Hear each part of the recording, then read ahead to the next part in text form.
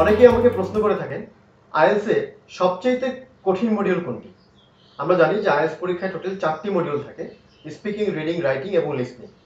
তো এর ভিতরে সবচেয়ে কঠিন মডিউল কোনটি বা সবচেয়ে কোন মডিউলে আমাদের দেশের স্টুডেন্টরা একটু তাদের ভালো মার্ক পাওয়াটা কষ্ট হয়ে যায়। তো প্রথমত এই প্রশ্নের উত্তরটি আমি একটু ডিফারেন্ট ওয়েতে ব্যাখ্যা করতে যাচ্ছি।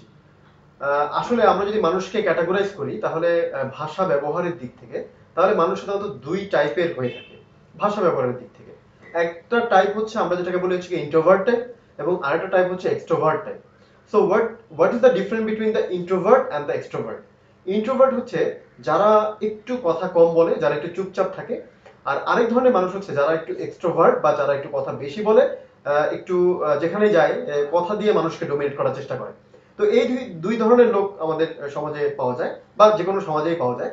আর এছাড়া যারা মিড লেভেলের, মানে যারা হচ্ছে গিয়ে মানে কথা বলায় পারদর্শী, আবার যারা ইন্ট্রোভার্ট এক্সট্রোভার্টনেস দুইটাই যার ভিতরে আছে, সে একটু এক্সট্রা অর্ডিনারি এবং তাকে আমরা বলি হচ্ছে অলরাউন্ডার টাইপের মানুষ। এই অলরাউন্ডার টাইপের মানুষ পাওয়া কিন্তু খুব কষ্ট।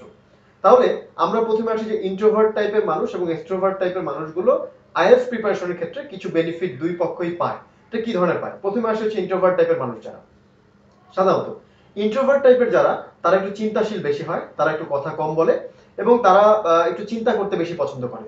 তারা একটু ভালো লিসনার হয়, তারা খুব ভালো রিডার হয়। তার মানে বোঝাই যাচ্ছে যে আইএলটিএস এর 4টা মডিউলের ভিতরে যারা ইন্ট্রোভার্ট তারা ন্যাচারালি আমাদের লিসনিং এবং রিডিং এই দুটোতে অ্যাডভান্টেজ ভালো পায় এবং রাইটিংয়েও কিন্তু কিছুটা পায়। তারা একটু অ্যাডভান্টেজ কম পায় হচ্ছে স্পিকিং এ, বিকজ আমিও অনেক স্টুডেন্ট ডিল করি যারা হচ্ছে কিছুটা ইন্ট্রোভার্ট টাইপের।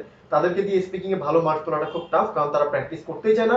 ইভেন আমি যদি তাদেরকে 5 ঘন্টা প্র্যাকটিস করতে বলি তারা 1 ঘন্টা প্র্যাকটিস করে, আর যদি 1 ঘন্টা প্র্যাকটিস করতে বলি তাহলে তারা 10 মিনিট প্র্যাকটিস করে, অথবা অনেক সময় করেই না।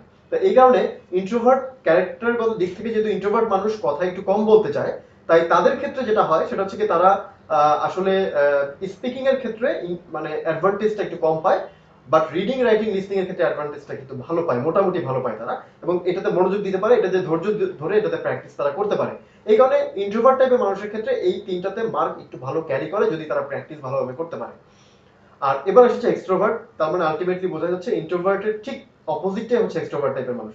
এই এক্সট্রোভার্ট টাইপের মানুষ যারা, তারা কথা একটু বেশি বলতে চায়, তারা স্পিকিং এ খুব পারদর্শী থাকে, খুব স্মার্টলি স্পিকিং করতে পারে এবং মানুষের সামনে খুব সুন্দর করে নিজেকে রিপ্রেজেন্ট করতে পারে বা প্রেজেন্টেশন করতে পারে। এখন এই এক্সট্রোভার্ট টাইপের মানুষগুলো আবার একটু কম শুনতে চায়, কম পড়তে চায়, তাদের এই ধৈর্যটা একটু কম, মানে শোনার, পড়ার বা লেখার ধৈর্য কম। তো যার কারণে দেখা গেছে যে যারা একটু কথা বেশি বলে তারা স্পিকিং এ একটু ভালো মার্ক ক্যারি করার একটা পসিবিলিটি আছে। আর রিডিং, রাইটিং, লিসনিং এ তারা তারা মানে তাদেরকে চরম পর্যায়ের ধৈর্য পরীক্ষা দিতে হয়, যেটা খুব খুব খুব টাফ। আসলে এটা কিন্তু এটা কোনো গবেষণার ফল না, এটা আমি আমার ব্যক্তিগত জীবনে, অর্থাৎ আমি যে ছাত্রগুলোকে এই পর্যন্ত ডিল করেছি তাদের যে সাইকোলজিক্যাল যে ব্যাপারগুলো, কারণ টিচার হিসেবে কিন্তু আমাদের মানে স্টুডেন্ট সাইকোলজিটাও বুঝতে হয় যে আসলে স্টুডেন্ট কোন ধরনের স্টুডেন্ট, তাকে কি ধরনের মানে স্টাইলে পড়ালে বা কি ধরনের পড়া দিলে সে আসলে সেটা ফিডব্যাক দিতে পারবে, সেই অনুযায়ী কিন্তু আমাদেরকে অনেক সময় স্টুডেন্টকে পড়া দিতে হয়। তো যার কারণে এই স্টুডেন্ট থেকে আমি পেয়েছি যে আসলে স্টুডেন্ট এই দুই টাইপেরই হয়। যারা মিড হয়, মানে যারা হচ্ছে ইন্ট্রোভার্ট এক্সট্রোভার্ট দুইটারই মানে অ্যাডভান্টেজ দিতে পারে, তারা কিন্তু আসলে ওভারঅল আইএলটিএস একটা ভালো স্কোর তুলতে পারে, যেটা আমি খেয়াল করে দেখেছি, এবং তারা স্পিকিং বা রিডিং, রাইটিং, লিসনিং সবগুলোতে ওভারঅল একটা ভালো স্কোর তুলে। আর যারা হচ্ছে কি এই দুইটা আলাদা ক্যাটাগরি, তারা একটু কম তুলতে পারে। এখন কথা হচ্ছে আপনি আপনি যদি ইন্ট্রোভার্ট হয়ে থাকেন, তার মানে কি আপনি স্পিকিং এ ভালো ভালো মার্ক পাবেন না? অবশ্যই পাবেন। সেক্ষেত্রে আপনাকে কি করতে হবে, ইন্ট্রোভার্টনেসটা একটু কাটাতে হবে এবং আপনার আপনার শাইনেস, ইন্ট্রোভার্টনেস বা নার্ভাসনেসটা কাটিয়ে আপনাকে স্পিকিংটা বেশি বেশি করে করতে হবে, সেক্ষেত্রে মার্কটা বেশি আসবে। আর যারা একটু এক্সট্রোভার্ট টাইপের তাদের কিন্তু প্রচুর ধৈর্যের পরীক্ষা দিতে হবে, কারণ তারা রিডিং, লিসনিং হয়তো করতে চাইবেন না, ধৈর্য থাকবে না। সেক্ষেত্রে আপনারা চেষ্টা করবেন যে রিডিং, লিসনিং করে এই ধৈর্যটা ধরে আপনি আপনার প্র্যাকটিসটা করার জন্য। এবার আসি হচ্ছে গিয়ে এটা তো হচ্ছে মানুষ ভেদে কার জন্য কোনটা কঠিন। আমি বলছি ইন্ট্রোভার্টদের জন্য হচ্ছে গিয়ে স্পিকিংটা একটু কঠিন হয়ে যাওয়ার সময়, আর বা এক্সট্রোভার্টদের জন্য হচ্ছে গিয়ে মানে স্পিকিং মানে রিডিং, রাইটিং, লিসনিংটা অনেক সময় একটু কঠিন হয়ে যায়। এবার আসি হচ্ছে গিয়ে ওভারঅল মানে সাধারণত মানুষ আসলে কোনটাতে বেশি সমস্যা ফিল করে। তো অনেকেরই ধারণা হতে পারে যে ছোটবেলা থেকে যেহেতু আমরা মানে রিডিং এবং রাইটিং করে আসছি, যেহেতু ক্লাস 1 থেকে 10 পর্যন্ত বা এইচএসসি পর্যন্ত আমরা মিনিমাম এটুকু পড়েছি, অনেকের ধারণা হতে পারে যে হয়তো আমরা এই জিনিসটাই হয়তো আমরা পাবো, মানে এই সুবিধাটা হয়তো আমরা মানে আইএলটিএস পরীক্ষা যেয়ে পাবো। কিন্তু বাস্তবতা হচ্ছে এইটাই যে আসলে আমরা রিডিং, রাইটিং এ আমাদের আইএলটিএস পরীক্ষা সবচেয়ে বেশি খারাপ করে ফেলি।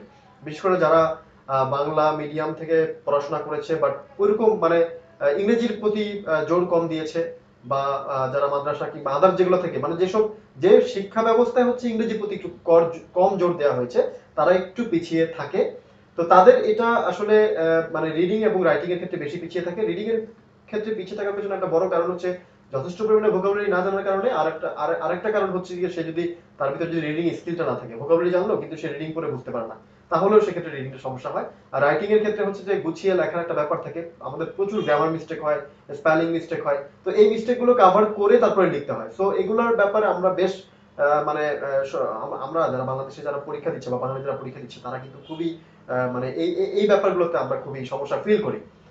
কথা বলার কাজটা টুকটাক আমরা চালিয়ে নিতে পারি, কিন্তু এই জায়গাটাতে আমাদের অনেক সময় আমরা অনেক সমস্যা ফিল করি। এই কারণে আসলে যদি একেবারেই যদি ওভারঅল যদি বলি, তাহলে মূলত হচ্ছে কি ফার্স্টলি হচ্ছে রিডিং পার্ট এবং সেকেন্ড হচ্ছে কি রাইটিং পার্টটা অনেক সময় আমাদের স্টুডেন্টের জন্য কঠিন হয়ে যায় এবং তারা ভালো মার্ক ক্যারি করতে পারে না। কিন্তু স্পিকিং লিসনিং আমরা দেখেছি যে ওভারঅল মার্ক ভালোই আসে, একবারে খারাপ আসে না, কিন্তু রিডিং এবং রাইটিং এর ক্ষেত্রে মার্কটা একটু কম আসে। তো এই কারণে যারা আইএলটিএস প্রিপারেশন নেওয়ার প্ল্যান করছেন বা আইএলটিএস প্রিপারেশন এক্সিস্টিং এখনো নিচ্ছেন, তারা একটু বেশি বেশি করে ভোকাবুলারি শেখার চেষ্টা করেন। আর হচ্ছে কি আপনি সাথে সাথে গ্রামার গুলোকেও একটু প্র্যাকটিস করেন, আর সাথে প্রতিদিন যদি একটু লিখতে পারেন, তাহলে আশা করি যে আপনি আপনার যে মানে কঠিন মডিউল যেগুলো আছে সেই কঠিন মডিউলগুলোতে ভালো করতে পারবেন। তো যাই হোক ডিয়ার ভিউয়ার্স, আমার এই ভিডিওটি আপনাদের কতটুকু কাজে লেগেছে আই ডোন্ট নো, বাট আমি চেষ্টা করেছি কিছু ইউনিক ইনফরমেশন আপনাদেরকে দেওয়ার জন্য। তো যদি ভালো লেগে থাকে তাহলে অবশ্যই আপনার বন্ধুদের সাথে ভিডিওটি শেয়ার করতে ভুলবেন না। আর আপনি যদি আমাদের এই চ্যানেলে নতুন হয়ে থাকেন তাহলে অবশ্যই নিচের যে সাবস্ক্রাইব বাটন আছে সেটা ক্লিক করে বেল আইকনটি ক্লিক করে দিবেন, যাতে আপনি আমাদের ভিডিওগুলো নিয়মিত পেতে পারেন। তো আজকের এই ভিডিওটা এখানেই শেষ করে বিদায় নিচ্ছি। সবাই ভালো থাকবেন।